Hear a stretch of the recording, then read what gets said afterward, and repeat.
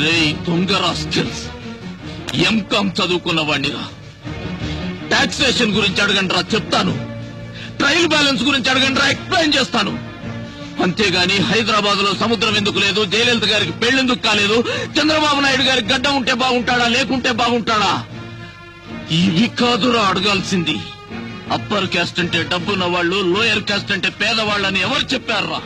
ఈ రాష్ట్రంలో ఒక చేత్తో డిగ్రీ పట్టా, మరో చేత్తో కాలిన పట్టా పట్టుకొని తిరిగే వాళ్లలో జంజం వేసుకున్న బ్రాహ్మణుడు ఉన్నాడు. పేరు చివర రాజు, రెడ్డి, చౌదరి, నాయుడు అని తోకలు తగిలించుకున్న అగ్రవర్ణాల దరిద్రులు ఉన్నారా? రేయ్, ఆల్రెడీ అమ్ముకున్న ఉద్యోగాలకు ఇంటర్వ్యూలు పెట్టి మమ్మల్ని ఏడిపించకండిరా. ఉద్యోగం వస్తుందన్న ఆశతో ఈ బట్టల ఇస్త్రీకి 3 రూపాయలు, బస్ ఛార్జీకి 5 రూపాయలు, అప్లికేషన్ కి 10 రూపాయలు అప్పు చేసి ఇంటర్వ్యూకి వస్తావరా?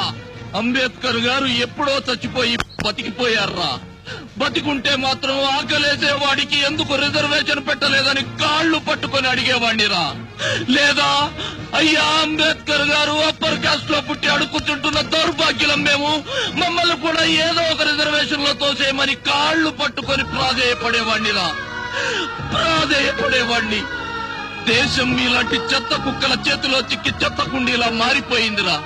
ప్రభుత్వం మీకిచ్చే జీతాలతో పరమాండం తింటూ మా ఎంగిలాకులు కూడా లాక్కోకండిరా. రాస్కెల్స్,